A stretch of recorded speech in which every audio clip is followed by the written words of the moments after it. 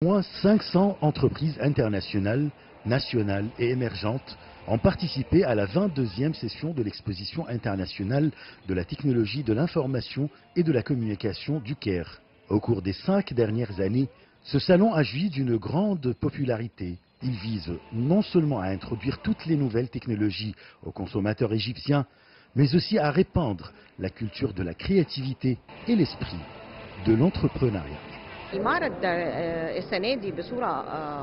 Cette année, l'exposition a rassemblé de nombreuses entreprises internationales, régionales et nationales qui sont venues présenter leurs dernières innovations.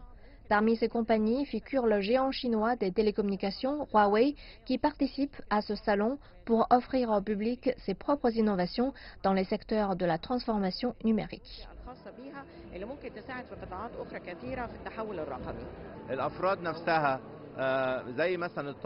Les avancements technologiques nous permettent aujourd'hui d'utiliser les systèmes d'information modernes dans tous les domaines de la vie, que ce soit la gestion d'une compagnie ou même des hôpitaux.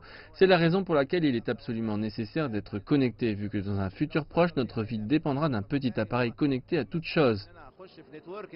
En marge de cette exposition, organisée du 25 au 28 novembre, 3 conférences axées sur divers thèmes relevant des technologies de l'information et de la communication ont été tenues. Ce salon a aussi témoigné de la participation de plusieurs États, dont la Chine, l'Ouganda, la Zambie, la Côte d'Ivoire et plusieurs autres pays, qui ont dévoilé leurs nouvelles innovations aux visiteurs. Je suis chanceux d'avoir participé à cette exposition où j'ai vu un nombre de nouvelles innovations existantes. C'est aussi une occasion de trouver des partenaires à travers ce salon. Le Salon international de la technologie de l'information et de la communication est une occasion très importante pour pouvoir présenter des conseils sur le concept du gouvernement en ligne, qui suppose des échanges continus et conviviaux entre les citoyens et les différentes composantes de l'État. Achraf Massoud pour CGT1 français, Le Caire, Égypte.